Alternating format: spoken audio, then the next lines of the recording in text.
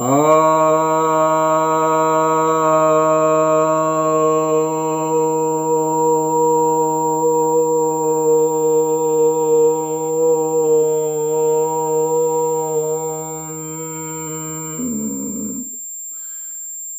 भक्तजनों को सप्रेम नमन। तो एक जिज्ञासा आई है, क्या भारत को वीटो पावर मिलेगा संयुक्त राष्ट्र संघ में? ये बहुत लोग प्रश्न करते हैं। भारत में बहुत समय से ये प्रश्न चला जा रहा, ये यक्ष प्रश्न है। जब संयुक्त राष्ट्र संघ की स्थापना हो रही थी, उस समय ब्रिटेन ने इंडिया को ऑफर किया था वीटो पावर का, और परमानेंट सदस्य भी बनाने का सुरक्षा परिषद में। लेकिन नेहरू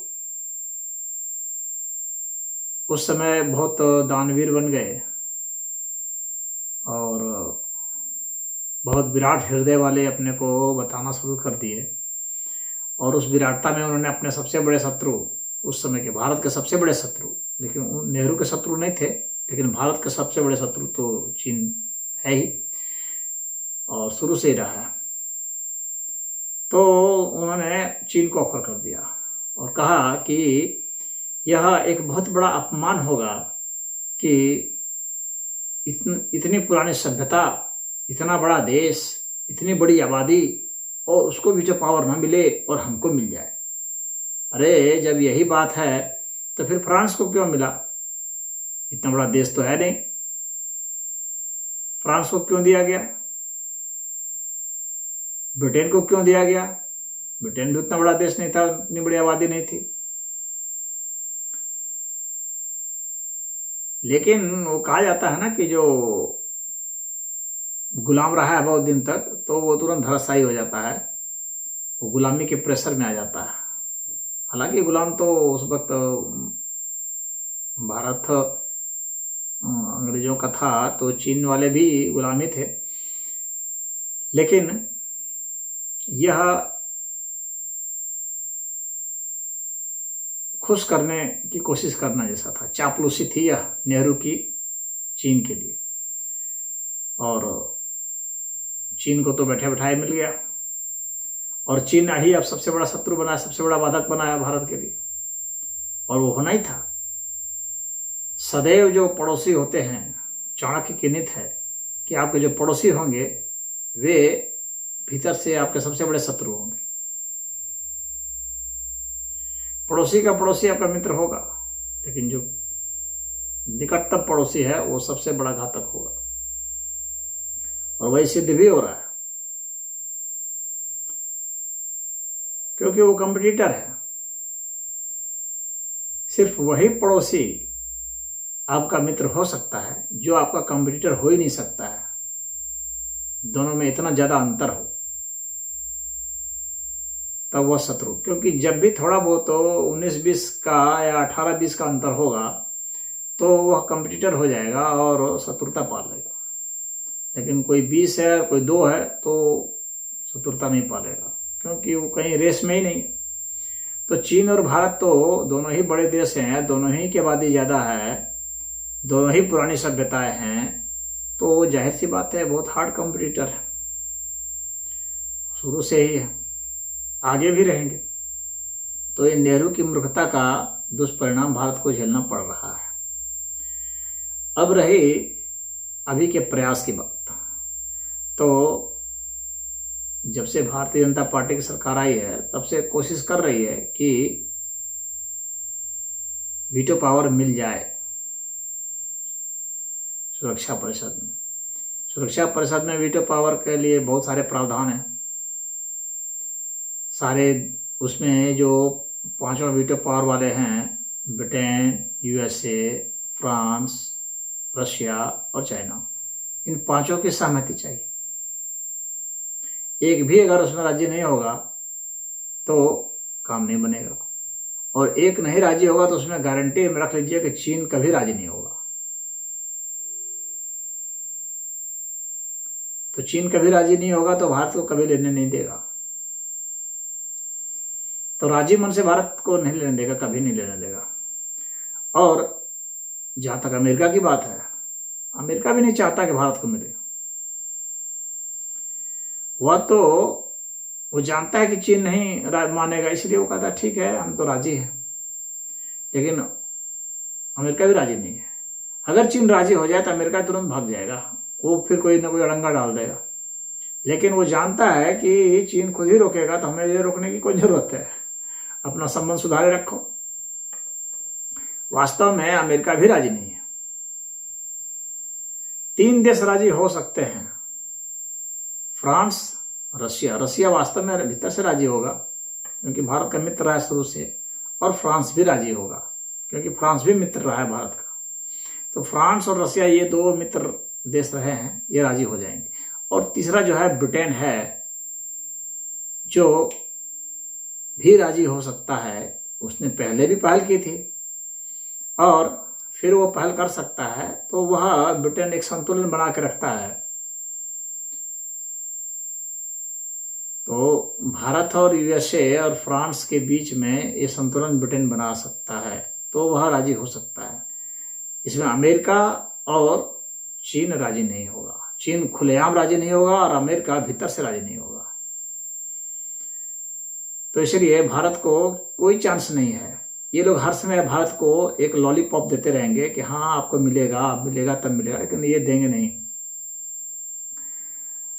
और नियमावली वहाँ पर है कि जो है संयुक्त राष्ट्र संघ के जितने भी सदस्य देश हैं, वे सारे देश शामिल होने चाहिए, उनकी सहमति भी चाहिए। तो उनकी सहमति भी मिले और सुरक्षा परिषद के स्थायी मेंबर हैं, उनकी भी सहमति चाहिए। वीटो पावर जिनके पास है उनकी भी सहमति चाहिए। तो ये बड़ा जटिल मामला है, यह मिल नहीं सकता भारत को। अगर भारत को लेना है तो भारत को, क्योंकि ये पावर है और पावर भीख मांगने से कभी नहीं मिलता दुनिया में। पावर के लिए सदैव युद्ध होता है। भारत को युद्ध करना पड़ेगा, भारत को अपनी ताकत दिखानी पड़ेगी, संयुक्त राष्ट्र संघ को फेल घोषित करना पड़ेगा और फेल करने का प्रयास भी करना पड़ेगा। एक अलग से संस्था बनानी पड़ेगी और संयुक्त राष्ट्र संघ जो भी रिजोल्यूशन पास करता है उसको धत्ता बताना पड़ेगा। संयुक्त राष्ट्र संघ को एक फेल इंस्टीट्यूशन बताना पड़ेगा। हालांकि भारत कुछ प्रयास भी कर रहा है, भारत धमकी भी दे रहा है कि यह फेल हो जाएगा अगर यह जमाने के हिसाब से नहीं बदला तो। भारत सही कह रहा है, लेकिन इस सही को सही सिद्ध भी करना पड़ेगा। सिर्फ कहना ही पर्याप्त नहीं है। जब तक थ्रेट नहीं होगा कि नहीं संयुक्त राष्ट्र संघ मतलब कि एक डिफंक्ट ऑर्गेनाइजेशन, जब तक यह सिद्ध नहीं होगा तब तक नहीं होगा। भारत को सिद्ध करना पड़ेगा। तो अन्य जो ऑर्गेनाइजेशंस हैं उनको मजबूत बनाए भारत। तो ये लोग संयुक्त राष्ट्र संघ को बचाने के लिए भारत को वीटो पावर दे सकते हैं। एक रास्ता तो यह है। और दूसरा रास्ता यह है कि अन्य ऑर्गेनाइजेशन को ही भारत मजबूत बना दे, संयुक्त राष्ट्र संघ के वीटो की कोई जरूरत नहीं है। और तीसरा जो ज्यादा महत्वपूर्ण रास्ता है वह यह है कि भारत वीटो पावर का ही विरोध करे कि वीटो पावर होना ही नहीं चाहिए। जब सारे देश उसके मेंबर हैं और समानता की बात होती है तो फिर आप कैसे 5 राष्ट्र को पावर दे सकते हैं विश्व को शासन करने के लिए? क्यों बाकी देश मानेंगे इन 5 को?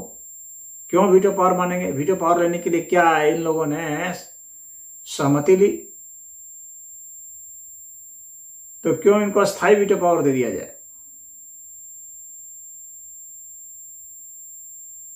तो भारत को यह मुद्दा उठाना चाहिए कि वीटो पावर का सिस्टम ही रद्द कर दिया जाए और सब लोग समान रहें।